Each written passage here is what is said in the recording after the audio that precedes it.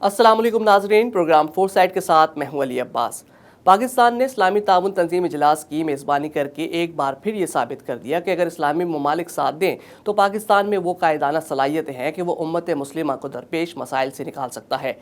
OIC अक़वाम मुत्तहिदा के बाद दुनिया में दूसरा बड़ा इदारा है। आलमी इस्लामी तंजीम तश्कील देने का ख्याल मुस्लिम स्कॉलर्स का था। तवील गौर व खौस के बाद इस तंजीम की बुनियाद रखी गई। इस वक्त OIC में 57 मुस्लिम ममालिक बतौर मेंबर शामिल हैं। पाकिस्तान हमेशा से ही OIC का फ़ाल रुकन रहा है और वाहिद मुस्लिम मुल्क है जिसके पास न्यूक्लियर हथियार है, और ये दुनिया की 7वीं सबसे बड़ी फ़ौजी कुव्वत भी है। पाकिस्तान इस तंजीम में अहम किरदार अदा कर रहा है। हमारे मुसल्लह अफवाज की कारकर्दगी की सारी दुनिया मुतरफ़ है, इसलिए OIC के मेंबर ममालिक की फ़ौजी तरबियत में भी पाकिस्तान का अहम रोल रहा है। पाकिस्तान ने इस्लामी ममालिक के सरबराहान की कॉन्फ्रेंस की तारीखी मेज़बानी 48 साल कबल 1974 में लाहौर में की। इस्लामी तारीख में अगर किसी मुल्क में पूरी मुस्लिम दुनिया के सरबराहान एक ही वक्त में इकट्ठे हुए हैं तो ये एजाज़ सिर्फ पाकिस्तान को हासिल है। इस कॉन्फ्रेंस में 50 के करीब इस्लामी ममालिक के सरबराहान शरीक हुए और उसके बाद पाकिस्तान इस्लामी दुनिया में एक लीडर बनकर उभरा। फिर हालात बदले, बेशतर मुस्लिम लीडर्स पुरअसरार तरीके से दुनिया से गए और तंजीम की कारकर्दगी सिर्फ नाम की हद तक रह गई और इसकी अफादियत में कमी आना शुरू हो गई। लेकिन हाल ही में अक़वाम मुत्तहिदा की जनरल असम्बली में पाकिस्तान ने OIC के ही प्लेटफॉर्म से इस्लामोफोबिया के खिलाफ करारदाद पेश की, जिसे मंजूर भी किया गया। फिर पाकिस्तान की मेज़बानी में मुनक्किदा हालिया इजलास के बाद एक बार फिर नई उम्मीदों ने जन्म लिया है। अगर तंजीम मुश्तरका तौर पर फ़लस्तीन और कश्मीर के साथ साथ अफ़गानिस्तान, शाम, रोहिंग्या, यमन और दीगर वो मुस्लिम ममालिक जहाँ खाना जंगी या खून रेजी हो रही है, इससे बंद करवाने में कामयाब हो जाए तो अपना खोया हुआ मकाम दोबारा हासिल कर सकती है। आज के प्रोग्राम में OIC के क़याम और इसके किरदार पर ही बात होगी और मुख्तलिफ सवालों पर अपना तज्ज़िया देने के लिए मौजूद होंगे सीनियर तज्ज़ियाकार मसूद अब्दाली साहब। उनसे गुफ्तगू का आगाज़ करेंगे इस मुख्तसर से ब्रेक के बाद।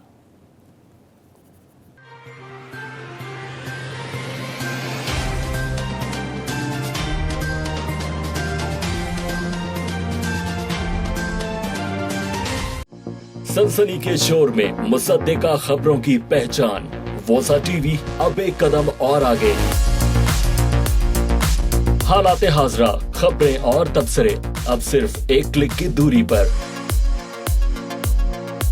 अपने स्मार्टफोन और दूसरे गैजेट्स एंड्रॉइड या iOS के लिए डाउनलोड कीजिए वोसा टीवी की एप्लीकेशन या Amazon स्टिक और रोको टीवी पर देखिए 24/7 वोसा टीवी की नशरियात।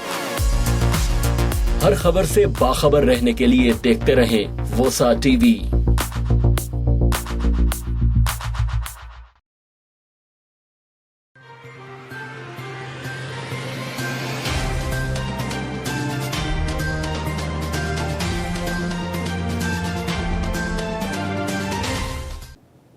फोर साइड में एक बार फिर खुशामदीद। इस्लामी ताउन तंजीम के क़याम और मुस्लिम उम्मा के मसाइल के हल के लिए इसकी अमली कोशिशों पर बात करने के लिए हमारे साथ मौजूद हैं सीनियर तज्ज़ियाकार मसूद अब्दाली। अब्दाली साहब, बहुत बहुत शुक्रिया प्रोग्राम के लिए वक्त निकालने का। सर, सबसे पहले तो इस पर ज़रा रोशनी डालिए कि OIC का क़याम क्यों कर अमल में आया और इस प्लेटफॉर्म के क़याम से अब तक इसके मकासद कितना पूरा हो सके हैं। ये बड़े दिलचस्प तारीख है इस अदारे की। आपको याद होगा कि 21 अगस्त 1959 यानी 1969 इसमें मस्जिद अक्सा में आग लगी थी, जिसके बारे में फलस्तीनियों का कहना है कि ये जो अपने हैकल तामीर करना चाहते हैं इजरायली, इसके लिए उन्होंने मस्जिद को मुनहदम करने की कोशिश की थी। उस वक्त बहुत ही यानी जज्बाती मंजर था। सारे फलस्तीनी जो थे वो हाथों में बाल्टियां लेकर, खवातीन और बच्चियां छोटी छोटी जो हैं वो अपनी बाल्टियां लेके आई थी। बड़ा जज्बाती मंजर था वहां पर। तो उस दौरान वहां मुफ्ती अमीनुल हुसैनी होते थे, जो मुफ्ती आजम फलस्तीन थे। अच्छा, ये मुफ्ती आजम फलस्तीन कायद आजम के दोस्त थे और कायद आजम और इनकी भी गुफ्तगू रही थी कायम पाकिस्तान के वक्त। तो उन्होंने उस वक्त ये कहा कि अब इसमें मुस्लिम उम्मत को मुत्तहिद होने की जरूरत है। आपको पता है कि 1967 में कब्जा किया था इसराइल ने बैतुल मक़दस पर, जिसमें मस्जिद अक़सा भी शामिल है। तो उसके ऊपर खासी यानी पूरी इस्लामी दुनिया में आग लगी हुई थी। तो शाह फैसल जो उस वक्त सऊदी अरब के फरमारवा थे, उन्होंने मुफ्ती आजम फलस्तीन अमीनुल हुसैनी ने और मराकश के सरबराह हसन, ان لوگوں نے مل کر کے اس وقت جو ہے وہ رابطہ کیا اسلامی امت سے، اور 22 سے 25 ستمبر 1969 کو رباط میں جو مراکش کا دارالحکومت ہے، وہاں پر اسلامی سربراہ کانفرنس مقرر ہوئی. یہ دراصل اس کا یعنی پس منظر ہے اسلامی سربراہ کانفرنس کا. یعنی بنی تو تھی یہ اس رد عمل میں جو مسجد اقصی میں آگ لگنی تھی. ظاہر کہ وہ بڑا جذباتی منظر تھا ساری اسلامی دنیا کے لیے. لیکن اس کے بعد پھر یہ ادارہ جو ہے وہ بڑا سرگرم ہوا دوسرے معاملات کے اندر سے. کشمیر کے معاملے میں بات اٹھائی، فلسطین کے معاملے میں بات اٹھائی، حتیٰ کہ انہوں نے برما میں جاراکان کے بارے میں پہلی 60 اور 70 کی دہائی میں تشدد کارروائی ہوئی تھی، اس کے خلاف آواز اٹھائی. لیکن اس کے بعد جو ہے پھر یہ ادارہ جو ہے تقریباً غیر فعال ہو گیا. اس کی وجہ یہ بھی ہے کہ جو اس کے سرگرم ارکان تھے مشرق وسطیٰ کے جو لوگ تھے، سعودی عرب ہے، قطر ہے، اردن ہے، مصر ہے. مصر نے خود ہی اسرائیل سے تعلقات قائم کر لیے، سعودی عرب بھی اسرائیل کے بہت قریب ہو گیا، اور پھر باقی متحدہ عرب امارات وغیرہ نے قائم کر لیا. تو اب اس کے بعد جو یہ ادارہ اس لحاظ سے اتنا سرگرم نہیں رہا. پھر یہ کہ خود اس کے اندر یعنی اختلافات، نظریاتی اختلاف اس لحاظ سے پیدا ہوئے کہ ترکی کے علاوہ کسی اور ملک نے ترکی اور پاکستان کا موقف یعنی ایک جیسا نظر آیا عالمی سطح پر، جیسے کشمیر ہے یا ایریٹیریا ہے یا برما ہے یا، لیکن باقی جگہ پر لوگ جو ہے وہ خصوصاً جو فلسطین کا معاملہ تھا اس میں جو جذباتیت نظر آئی تھی پہلے اجلاس میں، پہلے چند سالوں میں، یعنی سمجھے کہ کوئی 90s تک، وہ پھر آہستہ تک ختم ہو گئی. اس لیے اب OIC جو ہے ایک عام سا روایتی سا ادارہ بن کے رہ گیا. جی ٹھیک ہے، خاصی تفصیل کو آپ نے اپنی گفتگو میں سمیٹ لیا. اچھا یہ بتائیے کہ کیا پاکستان کے موقف کو OIC میں کبھی کامیابی مل سکی ہے؟ معیار یہ طے کیا گیا تھا اسلامی کانفرنس کا کہ جس ملک کا سربراہ مسلمان ہو یا جس ملک میں 8 کروڑ سے زیادہ مسلمان ہو، یعنی بڑی تعداد مسلمانوں کی، یعنی 20% سے زیادہ مسلمان ہو، تو ان ملکوں کو بلایا جائے گا. تو اس میں ہندوستان کو بھی طلب کیا گیا، کو بھی دعوت دی گئی. اور ہندوستان نے بھی بڑی عقل مندی سے یہ کیا کہ ان کے جو فخر الدین علی احمد تھے، جو سب وزیر صنعت تھے، جو بعد میں صدر بن گئے، ان کی قیادت میں ایک وفد بھیجا، اور اس کے ساتھ انہوں نے ڈاکٹر عبدالعلیم جو شیخ الجامعہ تھے علی گڑھ علی گڑھ مسلم یونیورسٹی کے، ان کو بھیجا انہوں نے. اور ان کی ایک بڑی مشہور خارجہ سیکریٹری تھی ڈاکٹر عشرت عزیز، ان کا ایک وفد انہوں نے بھیجا. اور اس دوران پھر یہ ہوا کہ آپ کو اندازہ ہوگا کہ اس زمانے میں اسی دوران یعنی جب کانفرنس شروع ہو رہی تھی، بہت بڑا مسلم کچھ فساد ہو گیا احمد آباد میں. تو یہ ہوا کہ اگرچہ دعوت تو دی گئی تھی اس وفد کو، لیکن یحییٰ خان صاحب نے جو پاکستان کے صدر تھے اور جو پاکستان کی نمائندگی کر رہے تھے، انہوں نے کہا کہ ہم یعنی ہندوستان جو ہے مسلمانوں کو قتل کر رہا ہے، اس کو ہم اپنی کانفرنس میں کیسے آنے دیں، اور اس میں اور اسرائیل میں کیا فرق ہے. اس کے اوپر ملیشیا کے جو وزیر اعظم تھے ٹنکو عبد الرحمان، اور اعتمادی یہ افغانستان کے وزیر اعظم تھے، یہ دونوں جو تھے حامی تھے بھارت کے. انہوں نے کہا نہیں، بھارت جو ہے بہت بڑا اسلامی ملک ہے. ان کا کہنا یہ تھا کہ بھارت انڈونیشیا اور پاکستان کے برابر اس کی آبادی ہے مسلمانوں کی، لہٰذا اسے بھی شریک ہونا چاہیے. اور پھر یہ کہ اس ملک میں وہ سیکولر ملک ہے اور وہ ملک تو ہندو ملک نہیں ہے. لیکن اس پر ڈٹ گئے ہمارے یحییٰ خان صاحب، اور یحییٰ خان صاحب نے اپنے ہوٹل سے آنے سے انکار کر دیا. کانفرنس کا آغاز ہونے والا تھا، انہوں نے کہا کہ وہ نہیں جائیں گے. اور ان کو منانے کے لیے کمال یہ کہ اس وقت اس سے اندازہ ہوتا ہے کہ اس وقت پاکستان کی کیا قوت تھی دنیا عالم میں، یعنی اقوام عالم میں، کہ شاہ فیصل اور شاہ ایران جو ایران کے بادشاہ تھے، یہ دونوں بنفس نفیس ہوٹل گئے یحییٰ خان کو منانے کے لیے کہ آپ کانفرنس میں شریک ہو جائے. لیکن یحییٰ خان نے کہا نہیں، وہ اپنے قاتلوں کے ساتھ نہیں بیٹھیں گے.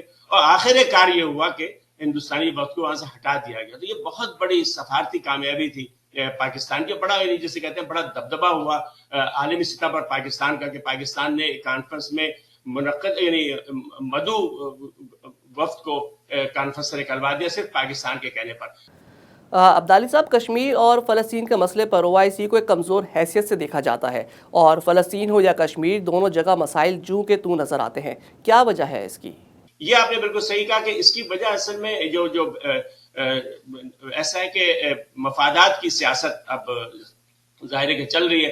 اور بنیادی طور پر یہ ادارہ چونکہ بنا تھا فلسطین کے معاملے کو آگے بڑھانے کے لیے، اور فلسطین ہی کے معاملے کے اندر اب جو ہے وہ دلچسپی ختم ہو گئی. پھر اور دوسرے معاملات معاشی ہو گئے. دلچسپ نہیں، بدنصیبی کی بات آپ کہیں کہ جس دوران 23 مارچ کے دوران جب کانفرنس ہو رہی تھی وزرائے خارجہ کی پاکستان میں، اس وقت مقبوضہ کشمیر میں ایک سرمایہ کاری کانفرنس بھی ہو رہی تھی، جس کے اندر متحدہ عرب امارات نے شرکت کی.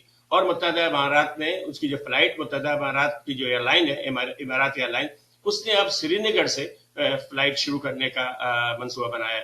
تو ظاہر ہے کہ اس سے اندازہ ہوتا ہے کہ اسلامی سربراہ کانفرنس کا جو مقصد تھا بنانے کا وہ اب پورا ہوتا ہے. اس لیے نظر نہیں آ رہا ہے کہ مفادات کی جنگ اتنی شدید ہو چکی ہے کہ اب اسلامی مفادات یا برادران مفادات جو پیچھے رہ گئے. یعنی سعودی عرب اور متحدہ امارات دونوں نے اب تقریباً کشمیر کے معاملے بات کرنے چھوڑ دی. ورنہ ایک زمانے یہ حال تھا کہ ایک عام روایت تھی کہ سعودی عرب کی تمام مساجد میں جب نماز ہوتی تو ہر نماز کے بعد جو ہے فلسطین کے ساتھ کشمیری مسلمانوں کا ذکر ہوتا تھا. تو وہ ختم کر دیا گیا ہے. تو اب صرف یہ ترکی، اگر اس میں بھی دیکھیں اس اجلاس کے دوران بھی ترکی واحد ملک تھا جس نے کشمیر کی بات اٹھائی. تو یہ بات بالکل درست ہے کہ اب جو مسلمانوں کے جلتے ہوئے مسائل ہیں جیسے فلسطین اور کشمیر، اس پہ اب جو ہے بات کم ہو گئی. خیر پاکستان کا بھی جو اس میں اگر دیکھیں موقف، مثلا عمران خان نے دنیا بھر کے معاملات کا ذکر کیا لیکن انہوں نے نہ اراکان مسلمان کا ذکر کیا نہ انہوں نے ویغور مسلمانوں کا ذکر کیا. تو اس سے اندازہ اس لیے کہ ظاہر کہ چین وہاں موجود تھا. تو اب یہ ہو گیا کہ دنیا جو ہے مفادات کی بلاک میں تقسیم ہو چکی ہے. پاکستان اور دوسرے ممالک جو ہے وہ چین کے ایجنڈے کو آگے بڑھا رہے ہیں، جبکہ جو مغربی جو ہمارے مشرق وسطیٰ کے ممالک ہیں ان کے لیے اس وقت جو ہے ہندوستان زیادہ اہم ہے اپنی معیشت کے لیے.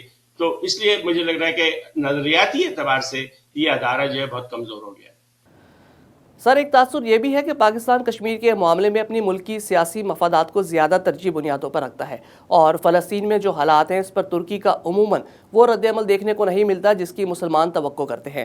تو کیا یہ کہنا درست ہوگا کہ ترکی فلسطین کے مسلمانوں پر اسرائیل کو فوقیت دے رہا ہے؟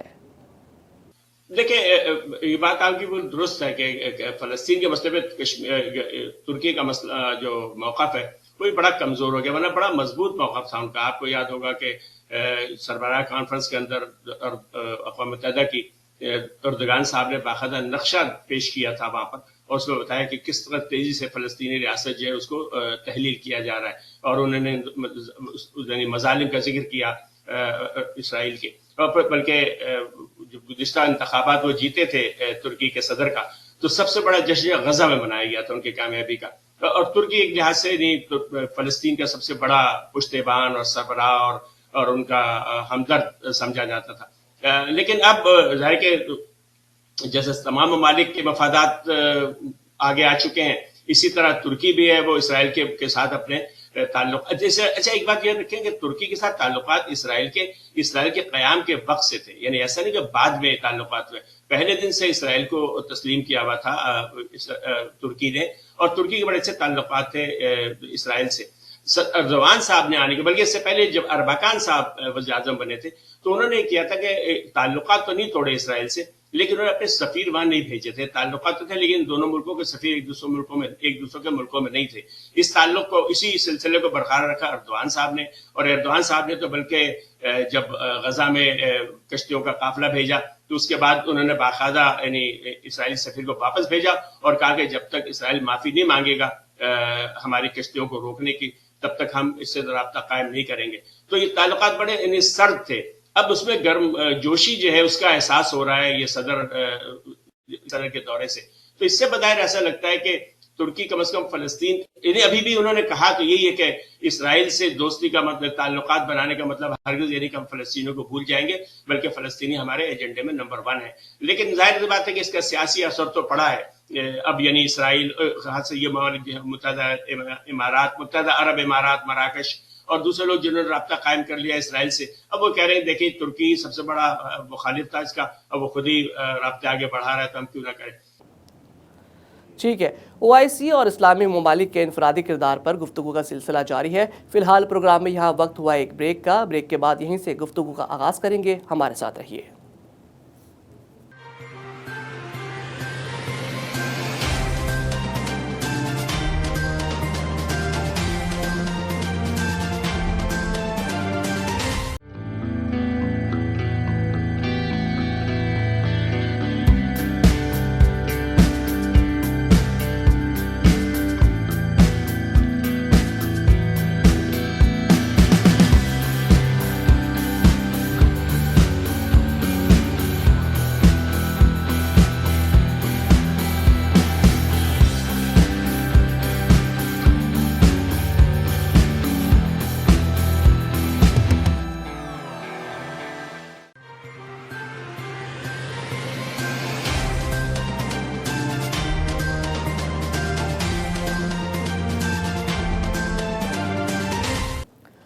वेलकम बैक नाजरीन। ब्रेक पर जाने से पहले बात हो रही थी OIC के क़याम, इसके अगराज़ व मकासद और मुख्तलिफ तनाज़ात के हल के लिए तंजीम की मजमूई कारकर्दगी पर गुफ्तगू का सिलसिला मज़ीद आगे बढ़ाएंगे। सीनियर तज्ज़ियाकार मसूद अब्दाली हमारे साथ एक बार फिर मौजूद हैं।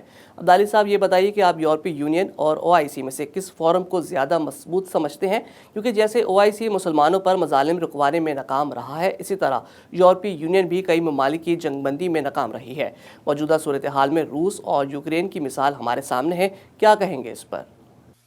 देखिए, यूरोपीय यूनियन का OIC से मुकाबला करना तो बिल्कुल मुनासिब नहीं, क्योंकि यूरोपीय यूनियन एक मजबूत मुल्कों का, खुद मुख्तार मुल्कों का इदारा है, खुद मुख्तार मुल्कों की अंजुमन है, मजबूत अंजुमन है। वो अपने फैसले खुद करते हैं, वो किसी के पाबंद नहीं है, उन पर कोई दबाव नहीं है, वो सारे मुंतखब नुमाइंदे हैं अपनी कौम के। जबकि OIC के आधे ममालिक तो आपको देखा होगा आमरीत का शिकार हैं, शाह बादशाह हैं, शाही खानदान है, वो हुकूमत कर रहे हैं। उनके अपने मफादात भी हैं, कौमी मफादात भी हैं और ज़ाती मफादात भी हैं, इनकी अपनी जायदादें हैं। तो यानी तो मेरा ख्याल है कि इन दो इदारों का मुकाबला मैं तो कम से कम मुनासिब नहीं समझता, इसलिए कि यूरोपीय यूनियन जो है वो आज़ाद मुल्कों के अंजुमन है, जबकि OIC में एक दो ममालिक के अलावा कोई मुल्क खुद से अपने वज़ीर ख़ारजा का तकर्रुर भी नहीं कर सकते। तो मैं नहीं समझता कि इनका मुकाबला किया जाएगा। इसमें एक पहले मैं से बताना चाहता हूँ, इस कॉन्फ्रेंस में जो लाहौर में जो इस्लामाबाद हुई, इसमें थोड़ी सी जो मेरी मनफी पहलू नजर आया कि 3 ममालिक के वज़राए ख़ारजा जो है इसमें शरीक नहीं हुए, जिसमें ईरान के वज़ीर ख़ारजा उन्होंने अपने जिसे कहते हैं कि वज़ारत ख़ारजा के नुमाइंदे के तर्जुमान सईद खतीबज़ादे को भेजा। इसी तरह बांग्लादेश के वज़ीर ख़ारजा भी शरीक नहीं हुए और उन्होंने सेक्रेटरी ख़ारजा ने उनकी नुमाइंदगी की। और अफगानिस्तान के वज़ीर ख़ारजा आमिर खान मुत्तकी के बजाय उनके एक अफसर जो है अकबर आज़मी आए। ईरान के बारे में तो कहा जा रहा है कि ईरान को सऊदी अरब और मुत्तहिदा अरब अमारात की पॉलिसी में इख्तलाफ है, इसलिए OIC से वो उनका इत्तफाक नहीं है और उनको ख्याल था ईरान का कि इसके अंदर हूतियों के खिलाफ करारदाद मंजूर होगी, लिहाजा वो उसमें शरीक नहीं हुए और उन्होंने अपने जिसे कहते हैं नाराजगी का इजहार करते हुए अपने नायब को भेजा। बांग्लादेश के बारे में कहा यह जा रहा है कि सरकारी तौर पर ये कहा गया कि वो वजीर जो थे उनके अब्दुल मोमिन वो बीमार थे, इसलिए उनके नायब वजीर खारजा जो है वो आए। और अफगानिस्तान का कहना यह था कि अगर उन्हें तस्लीम नहीं किया जा रहा तो वो फिर ऐसी कॉन्फ्रेंस में शरीक नहीं होंगे, इसलिए कि उसका कहना यह था अफगान वज़ारत खारजा का कि जब आप हमें तस्लीम ही नहीं करते तो ऐसी कॉन्फ्रेंस में हम शरीक होकर क्या फायदा उठाएंगे, यानी हमारी हैसियत तो मुबस्सिर की होगी, हमारा वोट भी काउंट नहीं होगा। सर ये बताइए कि पाकिस्तान ने OIC के ज़रिए अक़वाम मुत्तहिदा में इस्लामोफोबिया के ख़िलाफ़ जो करारदाद पेश की, फिर वो मंजूर भी हुई, इसे एक बड़ी कामयाबी समझा जा रहा है। आपको क्या लगता है कि इस करारदाद की मंजूरी के बाद से दहशतगर्दी को इस्लाम से जोड़ने का सिलसिला थम सकेगा? देखिए, इस करारदाद की मंजूरी जो है बिलाशुबा ये बड़ी कामयाबी है इस्लाम OIC की। इसमें इमरान खान साहब का बड़ा हाथ है, सदर अर्दवान का बहुत हाथ है, इन लोगों ने बड़ा काम किया है। आपको पता है ना कि ये शुरू ये हुआ था, इसकी तारीख है कि 15 मार्च 2019 को जब क्राइस्टचर्च न्यूजीलैंड के अंदर दो मसाजिद में हमला हुआ जिसमें कि 50 के करीब मुसलमान शहीद हुए थे। उसके बाद ये बात, उसके फौरन बाद यानी 2 महीने बाद मक्का में OIC की वजारत खारजा की कॉन्फ्रेंस हुई थी। उसमें सऊदी अरब ने ये तजवीज़ पेश की थी कि हम अक़वाम मुत्तहिदा से कहेंगे कि वो इस दिन को की मजम्मत करें। उसमें उस मौके पे जो वज़ीर आज़म है जसिंदा यहाँ की न्यूजीलैंड की, उन्होंने तजवीज़ पेश की थी कि ये वाक़ई इतना शर्मनाक है कि हम हर साल इसकी याद मनाएंगे न्यूजीलैंड में, और न्यूजीलैंड में हर साल सरकारी तौर पर उस दिन की याद मनाई जाती है। तो उस दौरान ये बात आई और फिर 1900 उसके बाद से यानी ये दिन अगरचे का मंजूर तो इस बार हुआ, लेकिन ये दिन इस दिन को मनाया जाता था अक़वाम मुत्तहिदा में। और वज़ीर जो उनके सेक्रेटरी जनरल साहब हैं वो हर साल 15 मार्च को यानी 2020 में भी 2021 में भी उन्होंने पैगाम जारी किया। इस बार ये करारदाद मंजूर हो गई। अच्छा, इसका असर क्या होगा तो देखिए, मैं मायूसी की बात नहीं करना चाहता, लेकिन मैं समझता हूँ ये वैसे ही होगा जैसे औरत मार्च के लिए तारीख तय की गई है 8 मार्च, इसलिए कि इसके लिए इस्लामोफोबिया को खत्म करने के लिए कानून साजी की जरूरत है। और फिर सबसे जो एक और शर्मनाक बात ये हुई वो ये कि इसके ऊपर हिंदुस्तान ने जो तहफ़्फ़ुज़ात का इजहार किया वो तो अपनी जगह, इसके साथ यूरोपीय यूनियन और फ्रांस ने भी इसके बारे में अपने कहा है कि ये गैर जरूरी था। और उनका कहना यह है कि किसी एक मुल्क का नाम नहीं लेना चाहिए, बल्कि हमें तमाम के तमाम मजहबी मुनाफरत की मजम्मत करनी चाहिए। तो मसला ये है कि अब इसलिए मुझे बहुत ज्यादा पुरुम्मीद मैं नहीं हूँ इस मामले में کہ آپ کو پتا ہے کہ اقوام متحدہ کی جنرل اسمبلی میں منظور ہوئی قرارداد، اور جنرل اسمبلی جو ہے یہ قوت نافذہ سے محروم ہے. اس کے پاس یعنی ایک فورم ہے بات کرنے کا، یعنی یہ ایک بالکل ایسی جیسے ہماری پارلیمنٹ میں قرارداد منظور ہوتی ہے کسی ملک کی مذمت کی، جس کو بظاہر کوئی حیثیت نہیں ہے. وہاں فیصلہ کن جو ادارہ ہے وہ سلامتی کونسل ہے، لیکن سلامتی کونسل کا مسئلہ یہ ہے کہ اس کے جب تک 5 مستقل ارکان ساتھ نہ ہو تو کوئی قرارداد منظور نہیں ہو سکتی، اور کوئی فیصلہ کن جسے کہتے ہیں کہ رویہ اختیار نہیں کیا جا سکتا. اور چونکہ یورپی یونین نے مخالفت کی ہے تو اس کا مطلب یہ ہے کہ اگر یہ بات گئی بھی سلامتی کونسل میں تو برطانیہ اور فرانس جو اس کی حمایت نہیں کریں گے، اور اگر برطانیہ فرانس سے حمایت نہیں کرتے تو پھر یہ قرارداد آگے نہیں بڑھے گی. عبدالی صاحب، OIC کے اجلاس میں افغانستان کے حوالے سے بھی بات کی گئی. کیا اس اجلاس میں موجودہ ممالک افغانستان میں طالبان حکومت کو تسلیم کرنے پر بآسانی راضی ہو جائیں گے؟ دیکھیں، جب تک امریکہ تسلیم نہیں کرے گا افغانستان کی حکومت، میں نہیں سمجھتا کہ دوسرے ممالک جو ہیں اس کو تسلیم کرنے کی جرت کر سکیں گے. یعنی مزہ یہ ہے کہ اس وقت وہاں روس کا سفارت خانہ موجود ہے، چین کا سفارت خانہ موجود ہے، یورپی یونین کا سفارت خانہ موجود ہے، اور مسلمان ملکوں میں سعودی عرب، متحدہ عرب امارات، ترکی اور پاکستان کے سفارت خانے بالکل معمول کے مطابق کام کر رہے ہیں، ویزے بھی جاری ہو رہے ہیں. اور چین کے وزیر خارجہ تو گئے بھی تھے وہاں کابل، اسلام آباد سے کانفرنس کے بعد وہ کابل گئے وہ. تو لیکن جہاں تک تسلیم کرنے کی بات ہے تو بدقسمتی سے مسلمان ممالک جو ہیں وہ اتنے آزاد و خود مختار نہیں ہیں کچھ فیصلے کر سکے، خاص طور سے اتنے حساس مسئلے کے اوپر.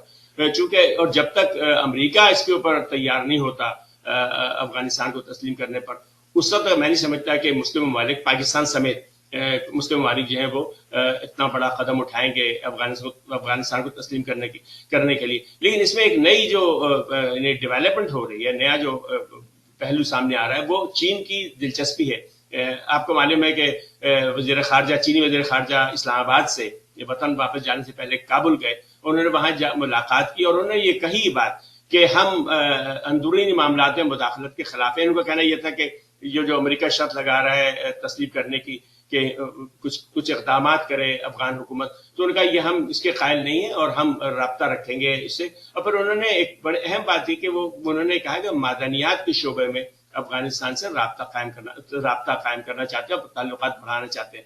آپ کو پتہ ہے کہ اس وقت بہت بڑی ضرورت دنیا میں لیتھیم کی ہے، جو بیٹری کی بنانے میں کام آتی ہے، اور اب چونکہ بجلی کی کاروں کا دور آ رہا ہے بلکہ آ چکا ہے، تو اس میں اس بڑی ضرورت ہے، لیتھیم کی بڑی مانگ ہے. اور افغانستان بہت بڑا یعنی وہاں بہت بڑے ذخائر ہیں، بلکہ امریکی مساحت ارضی USGS ہے، اس سے کیا تقریباً $1 ٹریلین 10 خرب ڈالر مالیت کے ان کے پاس ذخائر ہیں. تو اب ایسا لگ رہا ہے کہ چین جو ہے وہ افغانستان سے تعلقات بڑھا رہا ہے. وہ تسلیم کرے گا یا نہیں کرے گا یہ تو ذرا بھی یہ کہنا ذرا مشکل ہے، قبل از وقت ہے. لیکن ایسا لگ رہا ہے کہ وہ اپنا بزنس ایز یوزول رکھنا چاہتا ہے افغانستان سے. اور اگر چین نے اپنے تعلقات بڑھائے اور چین کا کہ جب وہ جب کوئی فیصلہ کر لیتے ہیں تو اس وقت مکمل عمل درآمد کرتے ہیں، ان کے یہاں وہ معاملہ قدم واپس اٹھانے کا نہیں ہوتا. تو اگر انہوں نے تعلقات بڑھائے تو پھر میرا خیال ہے کہ دباؤ پڑے گا دنیا کی طاقتوں کے اوپر کہ وہ افغانستان کے بارے میں ایک جس کہتے ہیں مثبت رویہ یا حقیقت پسندانہ رویہ اختیار کرے. سر، ایک آخری سوال آپ سے کہ آپ کی نظر میں OIC کا 48واں اجلاس کس حد تک کامیاب رہا؟ دیکھیے، میں نے عرض کیا نا کہ اعلامیہ تو ظاہر بہت خوش آئند ہے. اس کا جو یعنی تھیم تھا شراکت برائے اتحاد، انصاف اور ترقی، یہ بھی بہت شاندار تھا. اور اس کے بارے میں خود بڑی اچھی بات انہوں نے کہہ دی. ترک وزیر خارجہ نے انہوں نے کہا کہ تھیم بہت اچھا ہے اور ہم نے اس پہ بڑی محنت کی ہے اور بہت کامیاب کانفرنس ہے. لیکن اس پر اگر عمل درآمد نہ ہوا، جو مشترکہ اعلامیہ جاری ہوا ہے باہمی تعاون کا، بنیادی جو اس وقت زور تھا وہ اس بار کانفرنس کا وہ تھا اسلامی ممالک کا اتحاد اور اس کے ذریعے انصاف اور ترقی، یعنی ملکوں کے اندر انصاف اور ترقی کی حوصلہ افزائی، کہ اس اتحاد کے ذریعے ہم اپنے ممالک کو ترقی کے راہ پر گامزن کریں. اور اس سے پہلے ضرورت ہے کہ نظام انصاف جو ہے اس کے شفاف بنایا جائے مسلمان ملکوں میں. جو ظاہر ہے کہ مسلمان ملکوں میں جو بہت کئی خرابیاں، اس میں یہ بھی کہ ہمارے یہاں نظام انصاف شفاف نہیں ہے، قانون کے نظر میں سب لوگ برابر نہیں ہے، قانون کی پاسداری نہیں ہے. اور اس سے بڑی بات یہ ہے کہ حکمرانی جو ہے وہ عوام کو حاصل نہیں ہے. اکثر جگہ پر ہمارے آمرین ڈکٹیٹر اور بادشاہ اور شیوخ ہیں. تو اس لیے اس کی اعلامیہ بہت اچھا ہے، بات چیت بہت اچھی ہے، عزائم بہت اچھے ہیں، لیکن اس پر عمل درآمد میں مجھے، جیسے میں نے عرض کیا کہ مجھے بہت زیادہ میں پر امید نہیں ہوں کہ جب تک قیادتیں تبدیل نہیں ہوئی ان ملکوں کے اندر، اس وقت میں نہیں سمجھتا کہ، اور قیادت تبدیل ہونے کا مطلب میں یہی کہہ رہا ہوں کہ ہر ملک میں منتخب حکومت آ جائے، لیکن جب تک قیادتیں آزاد ہو کر سوچنا نہیں شروع کریں گی، مغرب کے اثر سے، خاص طور امریکہ کے اثر سے آزاد ہو کر چیزوں کو نہیں سوچیں گے، اس وقت تک میں نہیں سمجھتا کہ کوئی تبدیلی آ سکتی ہے مسلم ممالک کی قسمت میں۔ اور یہاں پر بھی یہ لگا کہ کانفرنس بڑی اچھی تھی، بہت کامیاب تھی، لیکن اس میں بھی بہرحال یہ ہوا کہ یہ جو 3 وزرائے خارجہ نہیں آئے، یہ بڑی ناکامی تھی OIC کی، خاص طور سے بنگلہ دیش کا نہیں آنا جو ہے، بنگلہ دیش کے وزیر خارجہ کا نہیں آنا، اس لیے کہ بیماری والی بات مجھے نہیں لگتا کہ وہ کوئی مناسب تھی، اس لیے، اور پھر ایران کے وزیر خارجہ بھی تشریف نہیں لائے، تو اس سے ایسا لگا کہ جیسے تھوڑی سی یعنی جو یگانگت تھی OIC میں، کہ 2 بڑے ملک ہیں، یعنی بنگلہ دیش جو ہے آبادی کے لحاظ سے دنیا کا 34 بڑا اسلامی ملک ہے، اور ایران جو ہے بڑا مضبوط ملک ہے، تو ان دونوں کے شرکت نہ کرنے سے تھوڑا سا مجھے لگا کہ اتحاد اور یگانگت اور جو یعنی جو انداز تھا اس سے پہلے جو ہونا چاہیے اسلامی امت کا، وہ اس میں تھوڑی سی کمزوری نظر آئی۔ تو اللہ کرے یہ جو فیصلے ہوئے اس پر عمل درآمد ہو، لیکن جو رہا ہے گزشتہ 60 سال سے ان کا رویہ، 55-60 سال سے، اس کے مطابق تو مجھے نہیں لگتا کہ کوئی بہت زیادہ تبدیلی آئے گی، دوبارہ کانفرنس ہوگی اور اسی طرح سے ایک نیا اعلامیہ جاری ہو جائے گا۔